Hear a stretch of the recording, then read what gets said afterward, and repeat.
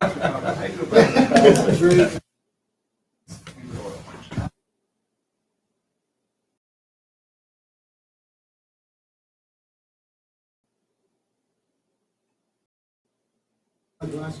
be lit when it's on.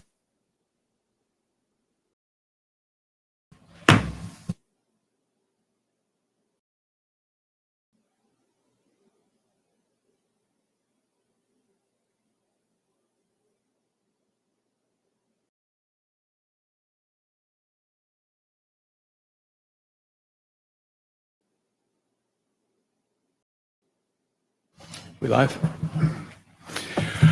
Welcome, everybody. Hi, I'm Darrell Henry, Executive Director of the Western Caucus Foundation. Thank you for joining us here today. I'm happy to, the Foundation is happy to host this panel and talk about critical issues of energy in the United States and increasing domestic production and how we get to back to lower gas prices given the crisis we're in. So with that, I will turn it over to our honorary co-chair and the chair of the Senate Western Caucus, Senator Steve Daines from Montana. Darrell, thanks much. We have got a great panel here today, and I'm excited about this. And big thanks to Darrell. Thanks to our speakers for coming out. Bottom line is unleashing American energy production. It is critical, not only for bringing down energy costs and promoting energy independence, but it's also critical for national security. The situation in Ukraine has brought us to the forefront as to how important energy is to geopolitics. Everybody in our country is now feeling the effect. As I was driving back to our house Sunday night, we live north of Bozeman, and I jump on a plane on Monday mornings, come back here. When I went by our town pump there in Bozeman, it was $3.99 a gallon, and they're trying to keep it just below $4. But these are numbers we haven't seen ever.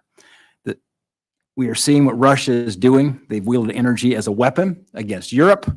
And if the United States is not careful, we'll fall in the same trap. I had Ukrainian leaders come into my office. And of course, Senator Kramer here was in Kyiv, Ukraine, shortly before the invasion, meeting with Zelensky. I had Ukrainian leaders in my office on September 30th. It was Deputy Mayor of Odessa, former member of parliament, a member of parliament, so forth. And they were pleading with us that time to make sure we didn't move forward with the Nord Stream 2 pipeline. That was a request on September 30th. They left me a mace, big ball about this big spikes on it, made out of wood. They gave it to me with Ukrainian tassels on it. They said, we have this on our desks. We keep it there every day as a reminder of what it is to live under tyranny and totalitarianism. This was well before the buildup had begun on the outskirts of Ukraine by the Russians. The U.S. should be a global energy leader, but unfortunately, the Biden administration has put forward policy after policy to diminish domestic energy production and send a chilling message to producers. And it is everywhere. They have chilled capital markets, whether it's through judges, through regulatory regimes, through admin appointees. It's everywhere. Whether it was canceling the Keystone XL pipeline, banning oil and gas lease sales, to increasing burdensome regulations, pushing more fees and taxes, this administration has done all it can to kill off domestic oil and gas production. And even when prices begin to increase, instead of calling American energy leaders together, if I had been President Biden, my first phone call would have been to American energy producers. Let's have an emergency meeting here at the White House, another Operation Warp Speed kind of moment to pull together our gas and oil producers and how do we make more made in America energy. But instead of doing that, what did he do? He reached out to OPEC, Venezuela, Iran, even the Russians to increase production. We should be unleashing American energy production, not going to authoritarian countries and propping up their production. And let me be clear when I say unleashing American energy production, I mean all sources of energy.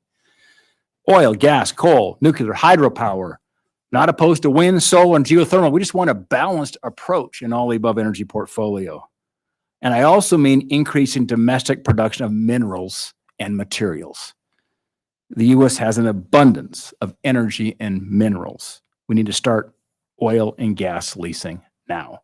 We need to expedite permits for pipelines, LNG terminals, critical minerals, energy infrastructure. By the way, if you've been following Twitter here in the last hour, Wouldn't you know it, the House liberals, I'm not making this up, they tweeted they're going to declare a climate emergency, ban drilling in federal lands as part of a sweeping executive order plan to be released by U.S. Progressive this week. They're doubling down. We should be bolstering our hydro facilities, not having discussion about breaching our dams. We should be supporting nuclear energy. These are simple, easy, straightforward solutions that we can put in place today that will have short-term and long-term effects. Unfortunately, it appears the Biden administration is more worried about their woke climate agenda than they are about American energy consumers and American energy security. However, the Senate Western Caucus continues to stand up for Americans, for America, for the Western world, and push for smart and balanced energy policies. That's why I'm glad to hear from our panel today. We are honored to have two former secretaries with us today, as well as great leaders from the energy industry.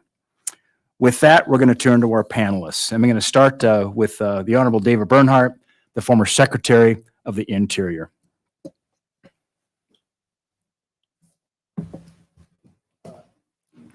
Good afternoon. Thank you so much for the invitation to be with you. It's great to visit with you, and that your timing was actually impeccable because a few days ago, I was headed up to the Capitol, and I got in the car with a young lady who was driving an Uber. And she's an immigrant, wonderful lady. She had 3 children, 12, 10, and 4. Her husband drives Uber at night. She drives Uber during the day. And as we approached the Capitol, she said to me, "Do you talk to the people who work here?" And I said, "Not very often anymore." And she said this. She said, "Please tell them we're hurting. We're hurting. It is so hard. The cost of food, the cost of fuel, we're hurting." And that was, she nearly broke down. It's the first time that's happened to me in an Uber ride. And I think it's simply a consequence of a policy that says no to fossil fuel development in America and begs for fossil fuel increases in foreign lands. We have witnessed over the last year the most constricting regulatory effort in our lifetime on public lands, at FERC, on private lands, for pipelines, NEPA, EPA, WOTUS. It's a assault that we have not seen before. And it's an assault that will continue because literally activists have filled these agencies. And the consequences of that are quite significant. Let me just give you a few data points. In December of 2020, the Bureau of Land Management processed and approved on federal lands 822 APDs. On December of 21, the BLM processed and approved on federal land 164 APDs. Can you say that again, Mr. Secretary? Sorry. It's really 2020, December of 2020, 822 APDs on federal land. December of 21, 164. And remember, there were 2 weeks of the Trump administration for that 164. And here's a nice comparison for you. But the 822 were just for calendar. Exactly. December 22, Okay. Yeah. December of 22, 95. There's 4,600 APDs pending, okay? Let me give you a sense of the length of time. Even though they're doing fewer, this is what's amazing to me. In fiscal year 2020, we averaged 142 days for an APD.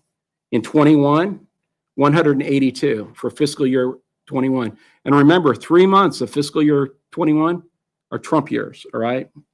We just had GAO this week came out with a report that basically said between 2016 and 2019, the overall review times for APDs went from 196 days to 94. That was a reduction in more than half on average. That was simply by doing one very simple thing, and this is all you got to do. The BLM was told, get to work. 3 magic words. Those words were effective. Get to work. They actually work. So I would encourage the administration to try those 3 words. They work. I think it's slow them down. is what they Those got. those Right, might be the right. words It that could be. everybody- I may be wrong, but I'm okay. All right. Secretary Bernhardt, thank you. And now I want to introduce the Honorable Dan Bruyette, President, Semper Infrastructure, and of course, the former Secretary of Energy. And if I might add, we miss both of you. I wish I was calling you both Secretary, but anyway, we are sure glad you're here. Dan. Thank you, Senator. I appreciate that. Your very kind words. I really enjoyed my trips to Montana. We had a great time. Thank you for the invitation. I hope to get back there soon. And Senator Kramer, thank you for your invitation to visit North Dakota. I had a great time at Minot, and look forward to getting back there soon as well. And Senator Sullivan, thank you as well. I enjoyed my visits out to Alaska. What a wonderful place. Wonderful place. Thank you for the opportunity to be here. And thanks for the opportunity to have this discussion. And I really want it to be a discussion, so I don't have prepared remarks, if you will. But I will make a few opening comments about what I see in the energy business and what I hear from my colleagues. For those of you who are not familiar with Semper Infrastructure, this is a newly created company that I help run from Houston, Texas. And what it is all of the non-utility assets from a holding company known as Semper Energy, which is based in San Diego, California. Semper Holding Company owns SoCal Gas and San Diego Gas and Electric. Everything else, with the exception of one other investment that we have in a company known as Encore, which is the largest transmission company in the state of Texas, belongs to Semper Infrastructure.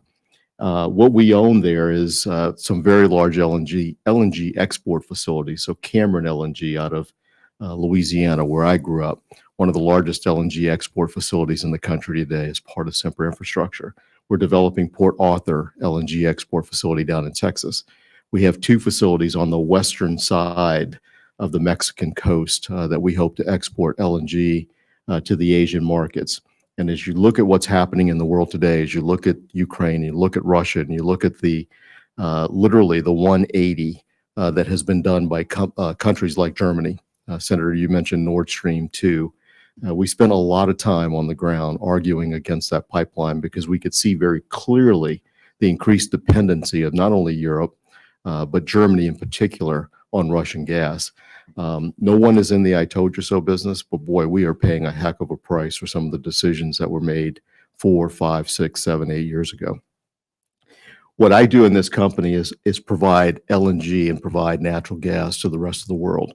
So obviously, while we are appalled and literally shocked by the catastrophe that we see in Europe, the bottom line is that somebody has to step up to the plate and provide natural gas to Europe because they're going to depend upon natural gas, not only for their energy needs and not only to keep the heat on in the winter and lights on in the summertime, but to the extent that they have environmental goals, 2030 goals, 2050 goals, you name it, natural gas is going to be an important part of that energy portfolio. You cannot escape the use of natural gas and meet any environmental goals that I'm aware of today. So with that, when I think about things like energy transition, I think if you look back in American history, look back at world history, the transition has been in many cases less about the replacing of certain fuel sources. It's been additive.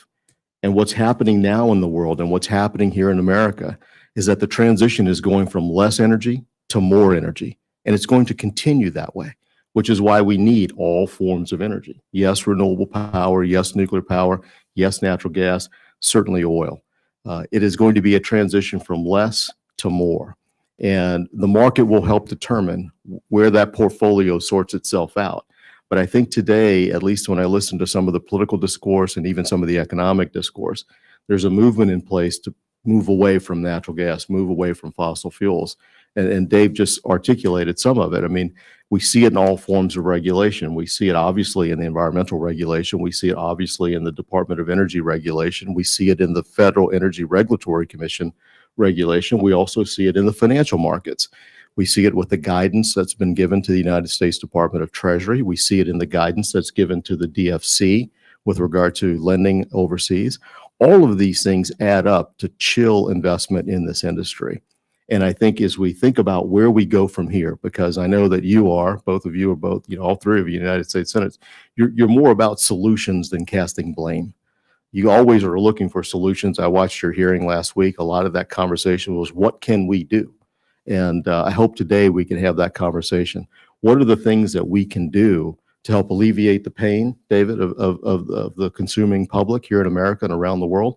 But importantly, what can we do to establish the United States again as an energy independent nation, as a nation that is less dependent upon the provision of imports for our energy needs? So thanks for having me today. Dan, thank you. Next, I'm going to turn to Ms. Ann Bradbury, the President of American Exploration and Production Council. Thank you, Senator Daines, for hosting today's important discussion. Thanks to Senator Kramer and Senator Sullivan for being here as well. I represent the country's largest independent oil and gas companies, including Newburn Oil, who you'll hear from subsequently. We support over 3 million jobs across the country, and we operate in over a dozen states, including Montana, Wyoming, North Dakota, New Mexico, Louisiana, and Alaska. This is the industry that is responsible for the shale revolution, which transformed this country from a place of energy scarcity to energy abundance to make us a global leader in energy production as well as energy exports. And that has provided lower prices here at home and the ability for us to supply our allies with energy as well. And we've done this while we reduced emissions more than any other country in the world. Domestic production is a very clear win-win-win for our country. It supports our national security, it supports our economic security, and it supports our global environmental goals. However, our production cannot be turned on and off with the flip of a switch. It takes months, or in the case on public lands, it can take years of research, of planning, of permitting, of investments for a company to drill and complete a well before that oil or natural gas would come onto the market. AXPC has highlighted a few specific things that we think policymakers should do to support domestic energy production and to meet global demand during this critical time, as well as into the future. The first thing that we are asking for is for this administration and policymakers in Washington to clearly and unequivocally signal their support for Made in America energy production, not just for the next 30 or 60 days as gas prices are high, but for the long haul. We know that we need a diverse energy mix, but we also know that oil and natural gas are going to be part of that mix for decades to come. And unfortunately, inconsistent and often hostile messages from the Biden administration about phasing out domestic oil and gas to zero, or stopping production on federal lands, or blaming the industry for high prices, unfortunately creates needless uncertainty among investors and our global allies about our ability to meet global growing energy demand. Secondly, DOI needs to restart leasing on federal lands and end the DC review of routine permitting decisions. We have seen a lot of false narratives on this topic, which we are happy to address. But the fact is, this administration has not held an onshore lease sale since it came into office. At this point in the Obama administration, DOI had held 35 onshore lease sales. Third, we need energy infrastructure. We need more pipeline capacity and LNG export capacity to move our products to where they are needed. In the Northeast, pipelines are operating at capacity, and they are importing LNG despite being a few hundred miles from the world's most prolific gas field. Our LNG export terminals are also operating at capacity. DOE currently has 6 pending export applications that have been approved by FERC or don't need FERC approval, and approval of those applications alone could increase our capacity by up to 20%. In the meantime, FERC is making it harder, not easier, to build much-needed pipelines and new export facilities and to expand existing facilities. FERC should reverse their decision made in February to make it more difficult and longer to build out new infrastructure. And finally, we do need to support international financing for projects abroad to support developing countries to build out natural gas import infrastructure. the shale industry has been very proud to play a really critical role in this country's economic growth, national security, and environmental progress over the last decade. And we are committed to working with policymakers moving forward. So thank you again for this really important discussion, and I'm very much looking forward to the discussion. And that was great. Thank you. Last panelist is Mr. Ken Waite, CEO of Mewbourne Oil Company out of Texas. Thank you, Senator Daines. Thank you for the opportunity to be here today, and thank you to the other senators as well. I'm honored to participate today. I have the privilege of being the Chief Executive Officer of Mewbourne Oil Company, and if you don't know much about us, that must mean I'm doing a pretty good job, because we like to fly under the radar. We're privately owned and try to keep a low profile by design, but again, we're honored to be here and to tell you a little bit about us. The company was founded in 1965 by Mr. Curtis Mewbourne and is still owned by Mr. Mewbourne and his family today. So the company's been around 57 years. I think we know a little bit about the domestic oil and gas business. And in spite of the fact I know I look old and beaten down, I've only worked for him for 38 years. But all of my experience is in Oklahoma, Texas, and New Mexico with Mr. Mewbourne. And so I think I can bring a boots on the ground perspective today. And one of the reasons I think we bring an interesting perspective is we are privately owned. We take a very long-term approach to the business. And we're frankly one of the most active drillers in the country right now. We're one of the largest privately owned producers in America, but one of the most active drillers in America, public or private, with most of the drilling being in New Mexico, which is kind of a lightning rod for the industry, so to speak. We have roughly 650 rigs running in this country, drilling, looking for oil and gas. Approximately half of them are in the Permian Basin. That's because that's where oil and gas companies want to make capital investments. The best economics, the best rocks, the best geology in the world is present in the Permian Basin, in my opinion, and New Mexico is the sweet spot. If you listen to executives from the major oil companies in this country, Exxon, Chevron, and others, and they talk about growth, they talk about it in one place, really, and that's New Mexico in the Permian Basin. But we have 21 rigs drilling right now, most of them in the Permian Basin. And I think the only companies with more rigs running right now are Pioneer and Enron Oil and Gas. We have more rigs running than any major oil company, and we produce more oil in New Mexico than any major oil company. We have 250 people working for us out of Hobbs, New Mexico, and southeast New Mexico that have been out there a long time. We've been in the area for 50 years. And so I've seen the good, the bad, and the ugly in the oil and gas business for a long time, and particularly in the Permian Basin.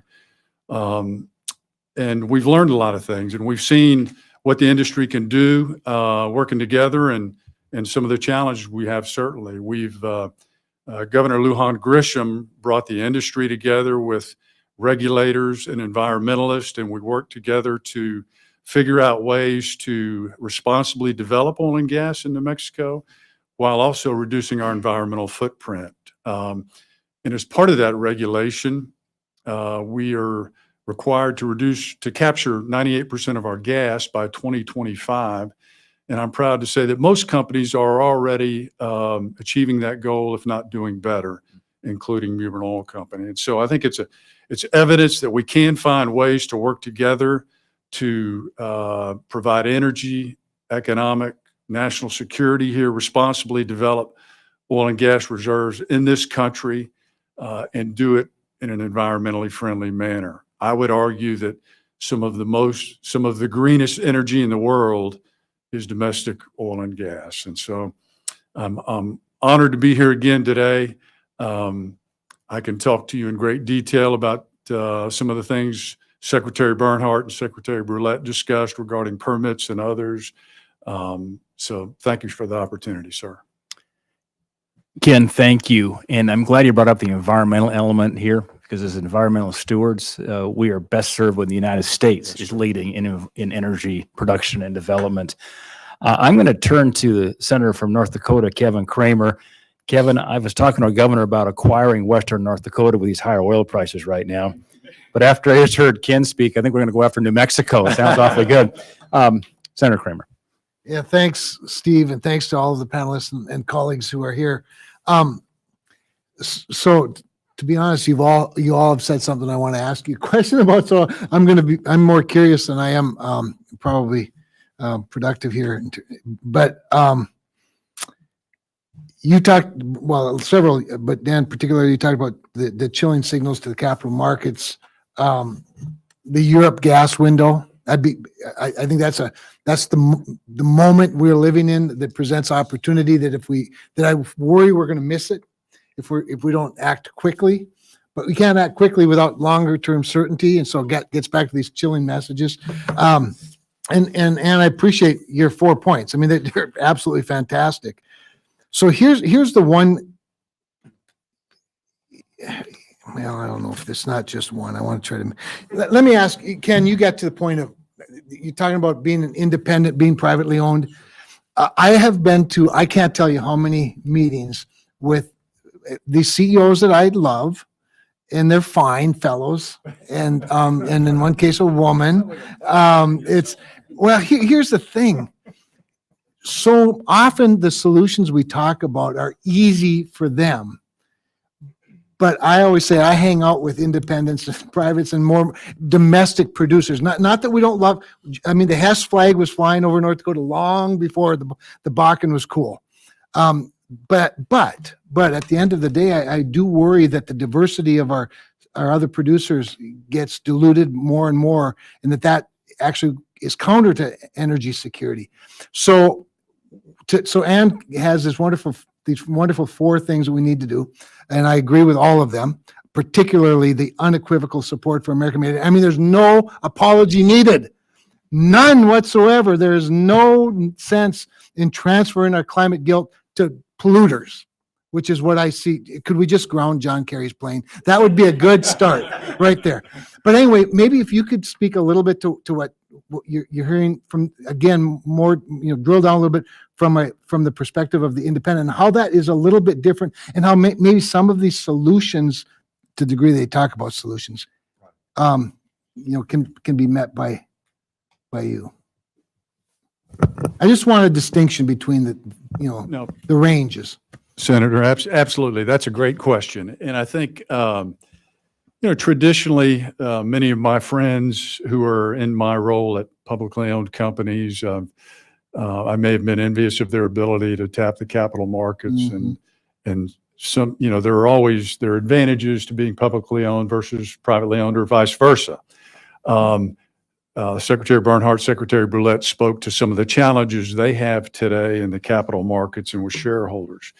I can assure you that my shareholders at Muirburn Oil Company are committed to the oil and gas business for the long term. And so I do not have those challenges today that they have. I think that we all are concerned about the cost of energy to Americans, and we want to do our part to solve that problem responsibly and a long-term solution. The publicly owned companies are certainly dealing with a unique set of challenges today, and Secretary Brulette can speak to that probably better than I can. I think the privately owned companies, particularly those that are smaller, have had a challenge adapting to the regulation, the bureaucracy, the environmental challenges, the additional cost of doing business, frankly, from the regulation. We've not necessarily had, we have challenges at Muirburn Oil Company, but we're one of the largest privates. And we have the talent and the resources to be successful in this business, and we're committed. But I think it will present challenges to smaller privately owned companies, no doubt about it. And there's a lot of discussion about finding the balance when it comes to environmental regulations, particularly with regards to perhaps stripper wells in this country. But our largest challenge goes back to what Secretary Bernhardt spoke about, and that's permits on federal land. There's a lot of, the narrative now is about, well, the industry has all of these permits. Why don't they do something? I don't know where they are. Mewbourne Oil Company does not have them. I can't speak to that. I would also remind our audience that the industry pays a tremendous amount of money for federal leases, billions of dollars for the opportunity to develop those leases. And we spend millions of dollars on permits. I appreciate Secretary Bernhardt's attention to detail with the numbers. I've gone back and looked. They'll talk about 9,000 permits that are out there. Well, the industry paid the Office of Natural Resources and Revenue $230 million for the permits in the last 4 years. So those are not charity. They don't come, that's not gratuity to us. We pay billions of dollars for those leases and hundreds of millions of dollars for those permits. With regard to Mewbourne Oil Company, again, we're one of the most active drillers. We'd like to drill over 200 wells this year on federal lands. We have 75 approved permits. Secretary Bernhardt spoke to it, and he is correct. And anecdotally, with regards to us, we were securing permits in roughly 6 months over time. It takes us over a year now to secure drilling permits. What's maddening about that is we can move next door and drill on a state lease. And keep in mind that the ownership in New Mexico and other areas is kind of a quilted network. It's not large blocks necessarily. Very familiar with that. So we can move over, to Texas or to state leases and have a permit in 2 weeks. And instead of spending $15,000 on a federal drilling permit, we'll spend less than $1,000. Is there more environmental degradation on those state permits? No, sir, there is Thank not. you very much. Hey, Kevin, I didn't think so. Secretary Kramer, I know the Colonel here, Colonel Sullivan, United States Marine Corps, has a question. Senator Sullivan, over to you. Yeah. I want to just first thank you for doing this, and our two great former secretaries, American energy heroes, in my view. And I do think one good outcome of this, maybe with our staffs, to nail down these timelines, these specific facts that Ann just laid out.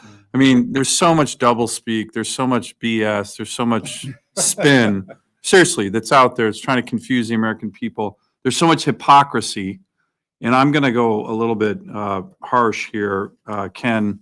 So my state gets all the attention, right? All these big woke banks in America, they're fine investing in Chinese AI to crush our Marines when, we maybe have a battle in the future, but they don't want to invest in Alaska, right? They're going to be against investing in the Arctic, right?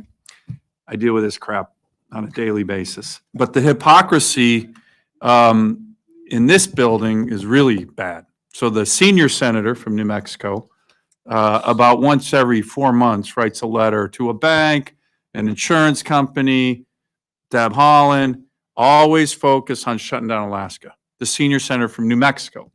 I've called him out as a hypocrite in Senate floor speeches. And when I hear what's going on in New Mexico, it drives me nuts. Just for the record, all these APDs that have gotten, New Mexico's gotten almost half in the country during the Biden administration. Oh, think there's a story there? Right? No offense to you guys. So what does the senior senator from New Mexico say about you guys? Because I say, look, you write all the banks, say don't invest in Alaska. You're a hypocrite unless you write the banks and say, oh, by the way, don't invest in New Mexico. You're going to do that? Of course he's not going to do that. So I'm just curious, and maybe you don't want to tell me, but it really makes me mad, right? You have senators here who target my state on a daily goddamn basis, and yet their state's producing more oil and gas than mine, especially the New Mexico senator. So what about that? And where is Senator Heinrich on your operations? Right. Is he good to go? Does he encourage them? Is he sure the hell trying to crush my oil and gas workers? No, I think it's Senator, to your point, I think it's fair to say, I understand. And it's, we get frustrated in New Mexico because we provide, thousands of great jobs, tremendous revenue, royalty, taxes to the state.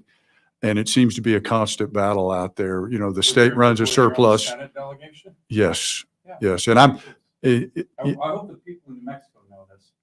yes. You know, it's a constant struggle. And we have a few people in the state that understand what we're doing, but others seem to want, they like our jobs, they like our revenue, but they seem to want to get rid of us. Yes, sir. Senator Sullivan, what's the potential in Alaska if we took the reins out and said, let's go? Secretary knows, I mean, the National Petroleum Reserve of Alaska, that's not ANWR. Yeah. NPRA, where we're drilling now, our independent companies, Conoco, they're finding billion barrel fields. It's not even unconventional. It's billion barrel, old fashioned, conventional fields. We passed ANWR, as we all know here. President, by the way, Biden on day one shut that down. That's completely illegal because the Congress said you got to drill it, right? So, Steve, to your, it's tens of billions, and that's conventional. We haven't even touched the unconventional. Some people think the rocks in terms of unconventional Alaska and gas. My gosh, we got 35 trillion cubic feet of known conventional natural gas. I mean, that can. We reinject more gas. We reinject 9 billion cubic feet of gas a day at Prudhoe Bay. That's as much gas as Canada uses as a country. We reinject in one oil field, right? Still the biggest field in North America, 19 billion barrels since we opened Prudhoe. So thanks for the question. Sorry, I'm a little angry about this issue. And I appreciate your honesty because I know I asked you a tough question, but it's the hypocrisy here is just stunning to me. So thanks again. I look forward to working with everybody on these really important issues. Senator Sullivan, thank you. Semper Fi. Senator Hoven. Thanks very much. Good job. Like to see Thanks, Senator Daines. I'd like to drill in. Is that on all right?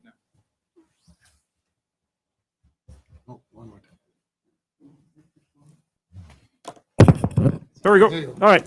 I'd like to literally drill in a little bit more on this. We constantly hear from the administration that they have, 9,000 leases out there that aren't being drilled right now. Right. That's their standard response. So we're pushing back on the Biden administration saying, look, we need to produce more oil and gas in this country, not only to reduce inflation, because sure, you're paying on average $4.25, $4.50 at the pump for a gallon of gasoline, but that energy cost is built into every product and virtually every service we have out there. So it is driving inflation. And to get at inflation, we're going to have to provide more energy, more cost effectively, more dependably, and that means more oil and gas. And we can do it, and we can do it with the very best environmental stewardship. This idea of, going to Maduro in Venezuela or to Iran or somewhere else, I mean, that makes absolutely no sense whatsoever. We can produce energy and do it with the best environmental stewardship. That's what we need to do for ourselves and for our allies in Europe. So the pushback, when we say, okay, cut that, take the handcuffs off, Biden administration, all the regulatory blizzard, the red tape, not letting us permit gathering systems for natural gas or new LNG facilities, not being able to lease on federal lands onshore and off, like New Mexico. We have both in North Dakota.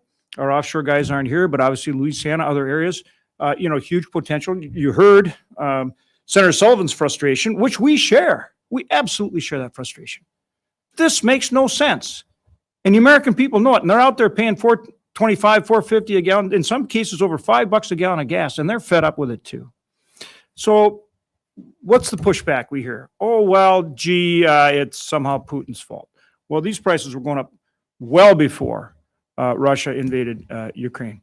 And then we hear, well, no, there's all these leases out there. So let's debunk that. Let's go through, and not only from our private industry folks, but from, two people who did, as good a job as anybody, either at Interior or Energy. I mean, they just did a fabulous job. They got it right.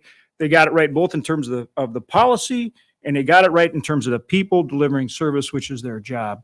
And actually tried to serve the customers, the citizens of this state, the business people who are creating wealth and doing things rather than reversing it.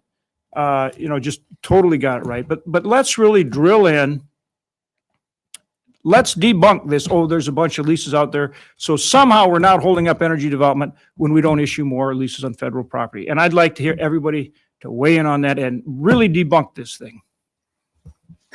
I think we can probably all come at this from slightly different perspectives. So I'll give mine and then turn it over to the groups to give their perspective. But right now, we are producing at a higher rate on federal leases than we have in 20 years. So about 75% of federal leases are currently producing, and the other 25% are either waiting on APDs, going through the incredibly complex process, or they're held up in litigation. About 2,000 of those leases are being held up in litigation from the environmental left. So, there are a number of reasons, of very valid reasons, that this number is out there, and it really represents a fundamental misunderstanding of how the federal leasing process works. So we're off on running with a really good answer here. It's not only that a lot of those leases aren't being drilled, they may not be economic, or they may not be able to get a drilling permit, or they may be held up in litigation, all of which goes back to this administration tying up the process, either through not allowing leases or then tying it up in regulation or litigation. Yes, sir. I think that's a good start on the answer. Or perhaps creating a legal environment, creating uncertainty in the legal environment, which invites litigation. And I think, the industry has recently responded to some of the activities of FERC. You're probably well aware of the guidance that was given about perhaps 3 weeks ago now with regard to greenhouse gases and their certificate policy on pipelines. That type of activity that applies not only to prospective permits or applications, but to pending applications, I think creates a legal environment which slows down the entire process. And we have to address that as a nation. We have to address that, as a former state regulator and as a former federal regulator. It's something you really have to be sensitive to. And I would urge the FERC, I would urge the DOE and the Department of Interior, when they're writing new rules and regulations, just keep that in mind because it is a real factor. So I think people don't realize that we actually have many fewer acres leased today than we have historically. And at the same time, because of American technology and innovation, we have more production. So we have greater production and fewer acres leased, okay? Number one. Number two, there may be 9,000 permits that have been issued, but there's 4,600 that have been requested and are being waited on, okay? Where there's no action. So if I'm running the federal government, I would focus on my job, which is the 4,600. And somebody ought to be tracking that 4,600 every day, saying, are you at 4,659? Are you at 4,632? Like, I can assure you that's the way people at Interior have done it in the past. And it works. So they should focus on their job, and American Innovation will focus on theirs, and it will work. If I could add a little bit to that too. On the natural gas side, there's a similar situation, David. So when you look across the world, there's roughly 1,100 natural gas LNG is measured in million tons per annum, MTPA. So when you look across the world, there's roughly 1,100 regas or import facilities available for the importation of natural gas. There's roughly half, slightly more than half of that of export facilities. So it leaves a pretty big gap between the import capacity and the export capacity. So of that gap, roughly 40% of that can be served by the U.S. industry. And many of them have applied for permits to do exactly that. So again, I think, if I were still in office, that would capture my attention, and what it is that we can do to make that process efficient, to make it fair, transparent, and predictable. Absolutely, Dave, predictable would be one of the things that I think the government could focus on very aggressively. Senator, I think that really lays it out well. But yeah, anybody want to? No, It's not just that they're not allowing new leases on both onshore and offshore on federal lands. It's then they're blocking the ones that have already been provided, and then bringing other regulations that make it almost impossible to access capital, and so effectively stopping that energy development. I think you've laid out very clearly. So the next time we hear, oh, well, gee, we're not blocking it, there's a very clear answer. Yes, you are. Yeah. Yes, sir. No, I just, Secretary Bernhardt said it very well. I think we, chief executive officers at oil and gas companies are facing tremendous challenges to allocate capital as well as possible to improve their returns. That is at the root of the shareholder pressure.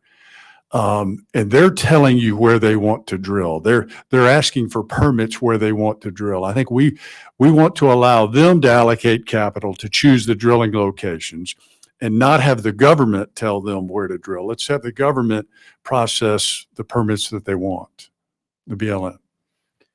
So I want to shift gears for a moment and talk about lengthening the horizon a bit. I think, Ann, you made that comment. This is a long-term strategy. This isn't just when we have $4 or $5 a gallon gas at this point in our history. I spoke to one of our larger pipeline contractors, companies, about what it would take to get going again on a big pipeline. He said 3 things: a Republican president for 8 years, long enough to build the pipeline. Second, you got to change FERC over in terms of the ideology. And third, judges. The 2,000 permits here, they're currently tied up in litigation. I might add a fourth, which would be the capital markets. Now, of course, Ken, you're talking about an issue of private capital. But in the public capital markets right now with ESG scores and so forth, there's been a chilling message. And we just saw that. I'm on the banking committee, as is Senator Kramer. And we just unified in stopping Sarah Raskin from being nominated in the Federal Board of Governors. Good grief, for a lot of reasons. But one was the fact she wrote an op-ed in the New York Times, not a college term paper, her op-ed from March of 2020, basically saying we need to shut off capital going to oil and gas companies here. So as we think about lengthening the horizon, how long should we be thinking about peak oil, peak gas? How long do we need to have? What kind of runway do we have for America to continue to be the dominant supplier of energy in the world? Just as you think about it, let's hear about your horizons. And Secretary Bria, we'll start with you. I think it goes several decades. I mean, I'm not aware, perhaps you are, I'm not aware of a single study that says we're not going to use oil and gas anytime shorter than 2050, 2060, 2070. Every major study, every credible study that I've seen shows that we're going to need oil and gas for that period of time. And I think as we think about it, we may think about it differently. We may not think about oil and gas as the primary source of our automobile fuel or gas as a primary source of electricity generation. But we're going to continue to use those products for the development of polymers, all sorts of other plastics that are necessary to build the new generation facilities that we're going to think about, and maybe we haven't even imagined in 2050. It's going to be an important source of our energy future, our economic future, and basically our livelihoods. And that's why when I said earlier, so when we think about energy transition, I don't think we should think about it within the portfolio. It's not just natural gas supplanting coal or coal supplanting wood or nuclear supplanting wind or anything like that. It's really a transition from less to more. We're going to continue to produce more energy all around the world. So, if you ask me for a specific time horizon, I'd say start with 50 years and add 10 every year. I would guess if you walked into most high school classrooms today, they're not hearing that. I mean, in Montana, we just came through and we have cold snaps in Montana. What happens when it gets cold?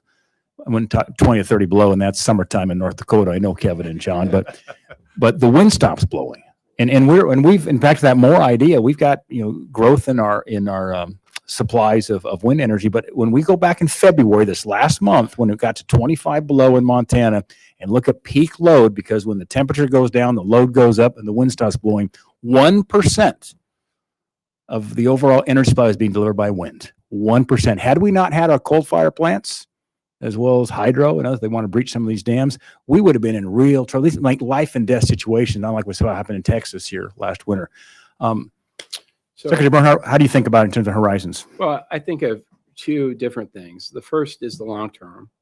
I don't think anyone who has lived through the last 3 years, pandemic, supply chain challenges, cannot think that we as an American people must have a more prudent understanding of our critical resources, our mineral policy, and our energy policy. It's part of American security. It's part of economic security. And if something has to get here, there's no guarantee it will when the crisis comes, number one.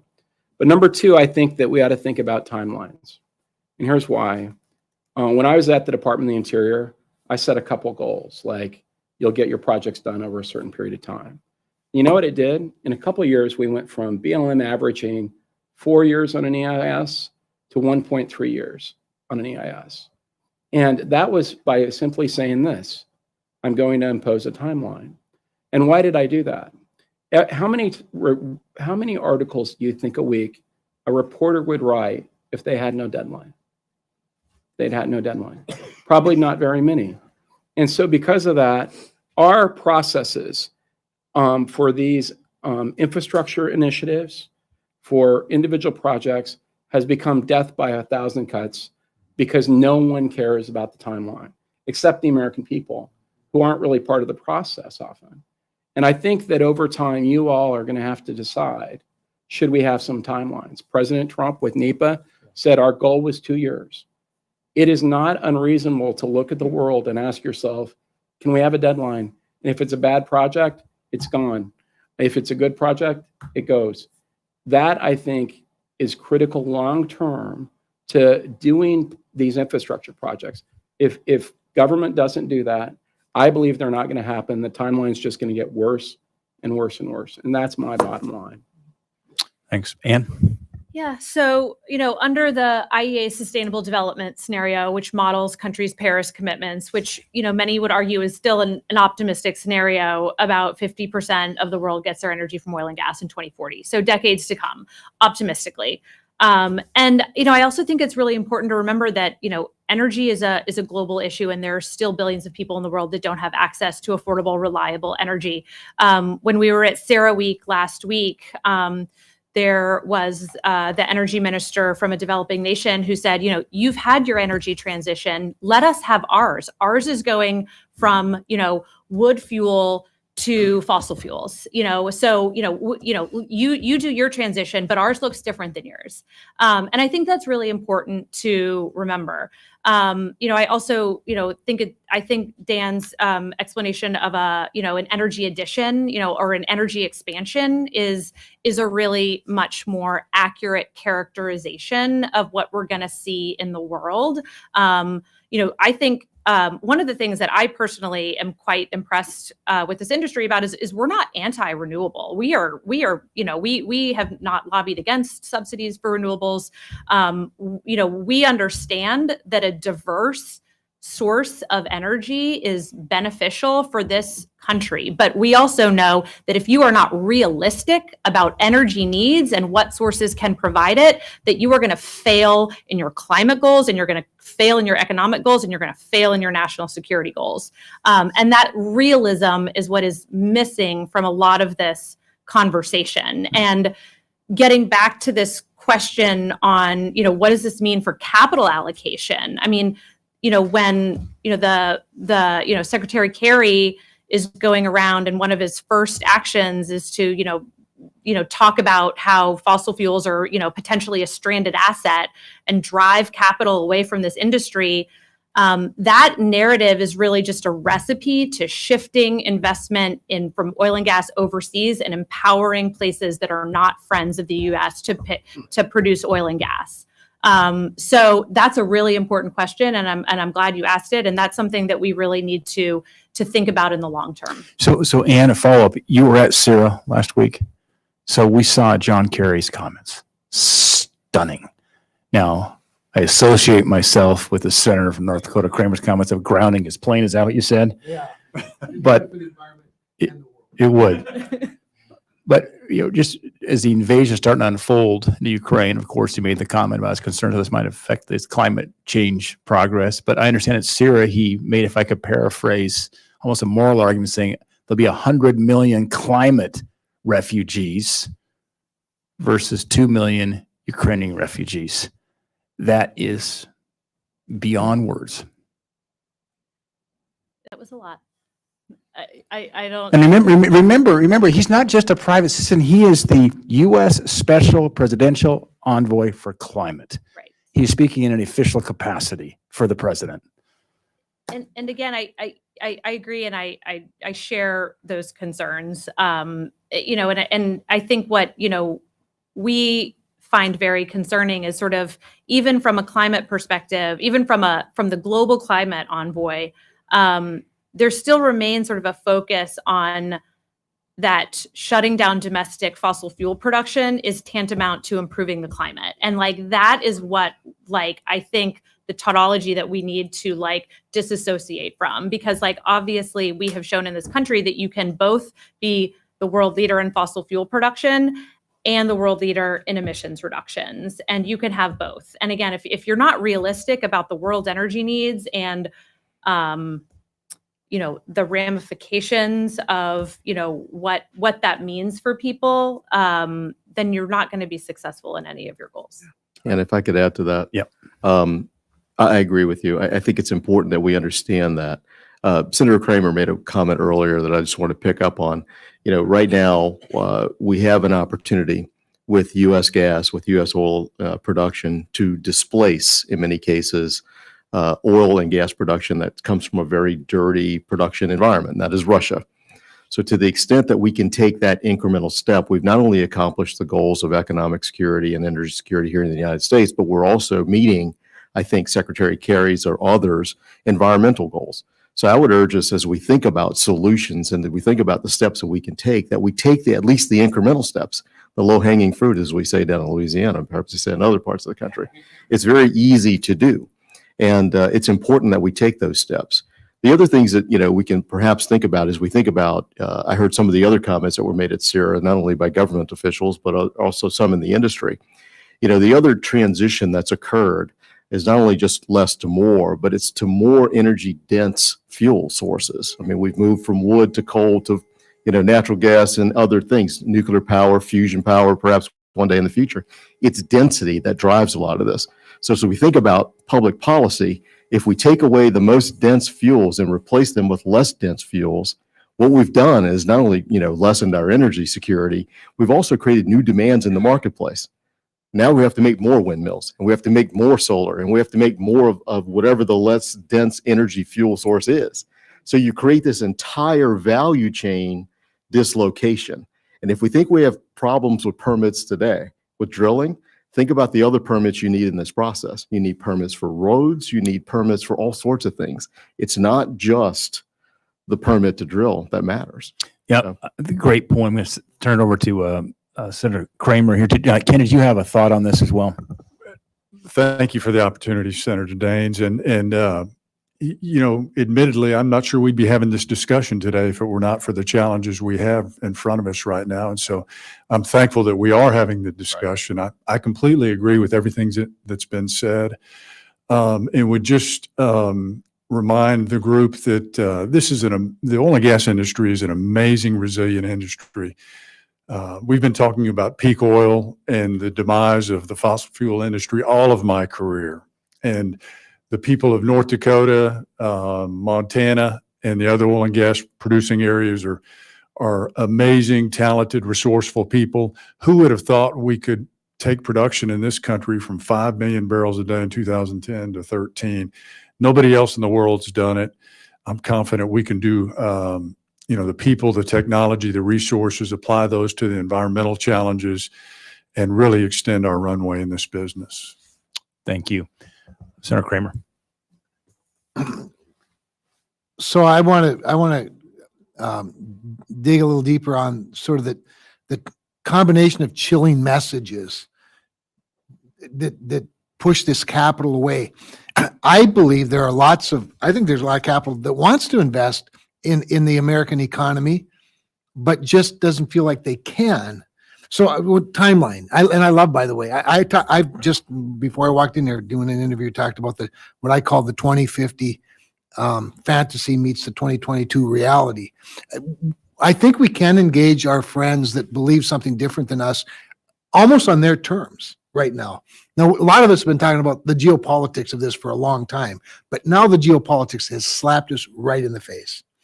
And I do think that moment is open, that window is open. Now, I'll say this. I'd say since going to Ukraine, what's now probably 7 weeks ago now, I've met with many energy and national security folks from around Europe. They have taken some rather, for them, extraordinary steps. I mean, Germany acted, practically on the day they were ready to move that gas through, took the strong sanctions position that they took on Russian gas. But they put themselves in a hell of a bind. Now, we warned them. It's not like they shouldn't have known, but nonetheless, they are asking for our help. So to your point, one of your 4 things is international financing, or providing international tools. And we're working with the Export-Import Bank. We'd like to have some legislation, to encourage them to get more involved.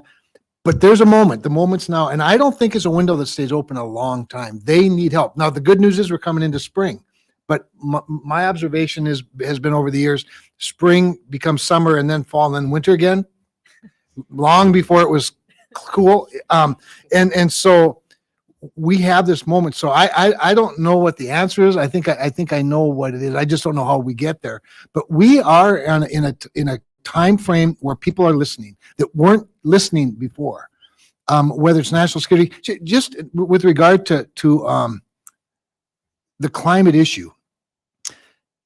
Using Nettle, and Dan knows Nettle, I point at Dan when I say Nettle, using Nettle data, natural gas, the life cycle of natural gas produced by Russia and shipped via pipeline is 41% greater greenhouse gas emissions than LNG from the United States shipped to the same destinations.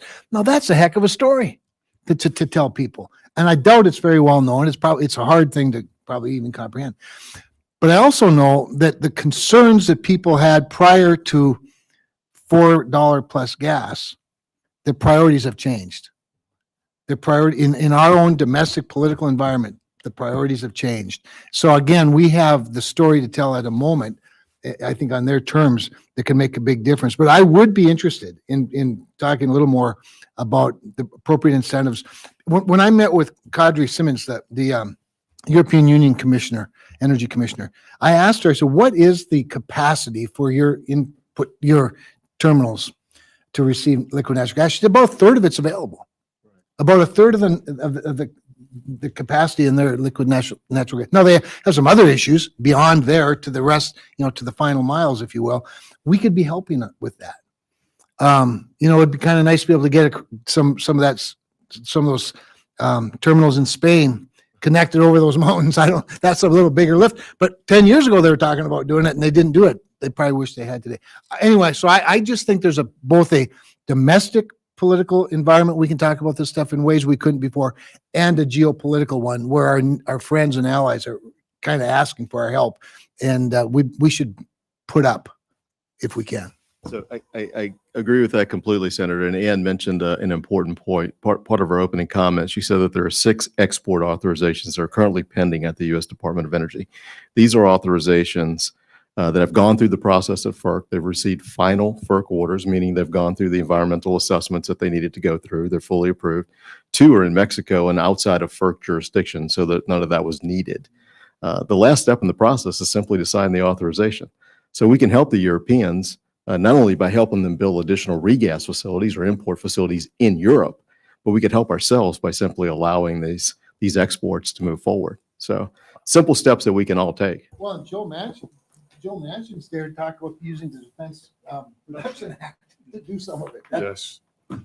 So did you see the editorial in the Wall Street Journal today, the editorial board, that says the press should ask President Biden whether he'll do everything possible to expand American energy production? They phrase the question. You hope that Peter Ducey or somebody just asks that question, because you're not going to get a straight answer. And I mean, so one of our member companies has a really compelling presentation on this, on the sort of green initiative that is like expanded LNG, and how with expanded U.S. LNG displacing coal around the globe, you actually get more emissions reductions than you do from like the entire renewables sector over the last 20 years. I mean, the green potential for U.S. LNG around the globe is second to none in terms of a tool that we have available at our disposal today.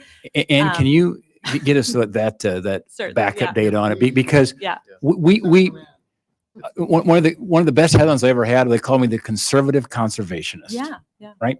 And so we've got to be able to combat these arguments with the environmental stewardship argument. That we've got the facts on both sides of the equation here. We're just not making the argument very well, in my opinion. And we can do it in a way that creates good paying jobs here at home and, improves our trade balance. I mean, again, it's a win all around. That'd be a to-do. Would appreciate it. We can, because we got to go back on the offense, because it's almost as, I think they presented the false choice to the American people. Exactly. It's either we're going to drill, baby, drill, Yeah. or we're going to, go to this all renewable fantasy. Right. Right. Yeah. Senator, I don't know that I have anything to add. I think, though it's been mentioned, it's not just about permitting wells, it's about permitting pipelines, and hopefully the industry will respond. And I think you will see the rig count continue to grow and production continue to grow in this country, but we'll need the investments on the midstream side as well. And I mean, frankly, we're already beginning to see some indication of concern. A Permian basis for gas is in the futures market is $1 next year, less than Henry Hub. So there are concerns about takeaway capacity for gas in the Permian Basin already, with production increasing. So we need more midstream infrastructure. Right. So just one thing, both Dan and I served not only in the Trump administration, but in the Bush administration. And Dan was a little closer to this than I was, but fundamentally, the ability to have LNG as a national security trading tool was very, very helpful. And President Trump had that as the first president in a very long time of having the abundance of energy to use when thinking through international crisis. I was in a meeting with the President Bush and Vice President Cheney one day, where they actually started thinking about what would we do if we needed to protect Saudi Arabia in a way that President Trump didn't have to think about, okay? Mm-hmm. And those are game changers to the American people as a whole, and that can't be lost. Good point there. The thoughts there? Not only to echo the comment, I think it's very important. I mean, we think about energy security here in the United States sometimes very narrowly. The lights come on, you walk in your house, and it's secure. Your heat's on when you get home, everything's fine. The alarm works, your Wi-Fi works, you can go to work, everything's secure. But the foreign policy aspects of energy policy cannot be overstated. I mean, they are critically important. And Senator, I saw your editorial recently in foreign policy with H.R. McMaster. I think we need to explore those types of opportunities, not only for production, but also for purposes of meeting climate goals.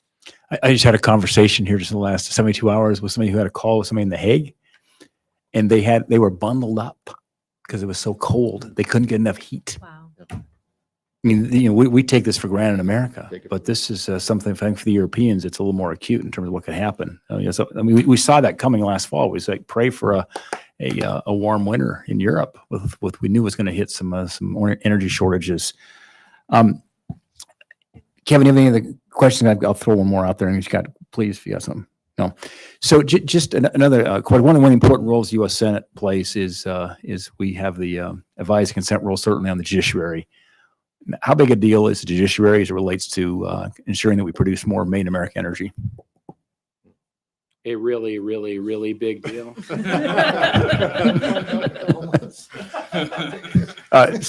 Secretary Bernhardt, I think you have a comment here. So I've spent my life dealing with court decisions and being involved. And I'll just say that these cases are becoming more and more complex. The easiest thing in the world for a judge is to say, take another look at it. Yeah. One thing I did at Interior, which they've gotten rid of, but I thought was great, I required that the cost of an environmental document be on its cover. And I did that because when you're sitting there with about 2,000 pages of documents and one side saying how awful the documents are, it's always very useful to say to the judge, Your Honor, we could redo this, but the first one cost $17 million. And the amount of money that we spend for environmental review, which is astounding. I've worked on projects where the environmental review was approaching $200 million. Okay. So So that's just to think about it, okay, before we actually do something with it. And the court's ability to just want to move these projects back, because it's a very easy thing to do, is something that requires that we have good jurists that are thoughtful in each of these decisions. The other thing I will say, this administration did something that historically administrations have not done, which is really going to seek a lot of vacatures for prior decisions. And that's good, for a particular constituency, for a particular moment in time. But here's what I know happens with those, is the next administration will use that same tool. And so there's going to be another added element of significant uncertainty where you can reach back into the third year of an administration and take a lot of things down. And you're going to see that play out over the next transition. So that's just a reality. As a non-lawyer, I don't have any specific comments. Excuse me. I need some water. Go ahead, Ken, and we'll get some more for you, Dan. Yes, sir. I couldn't agree more strongly with Secretary Bernhardt. I think we just had the discussion about what will it take for investors and capital to come to back to the business. Certainly, stability in the ability to plan. We look at what's happened in the pipeline coming through West Virginia that's been shut down. Anecdotally, I can give you another example. Congressman Olson's very familiar with this. We paid $10 million for a federal lease at Mewbourne Oil Company, the most we've ever paid. The BLM cashed our check, but subsequent to that, the lease was tied up in litigation. Eventually, we were able to secure the lease. The entire time they had our $10 million, the BLM had our $10 million. After several years, we got a permit and we invested about $50 million taking risk and drilling wells, and we're successful and would like to drill many, many more wells. But the lease is once again tied up in litigation after we've invested $60 million and taken risk. That's the kind of situation that we've run across, and certainly is not going to encourage capital investment into the business. So I think it's critical. Ann? I have nothing more to add. Well Said. Your stat of 2,000 leases in litigation is it's tattooed right here in my head. Yep. That was well said. It is a problem, but as I was going to start to say earlier, I'm a non-lawyer, so I won't be the expert that Dave is on this. But I will take the opportunity, since you mentioned the advice and consent function of the United States Senate, to thank you both for providing your advice and consent to the President of the United States and supporting my nomination. So thank you for that. You're welcome. Well, Kevin, I think we've got to go up and vote to try to remove the mask mandate on airplanes and airports. Would anybody for that, by the way? So we have to go up and do that here. We're about running out of time.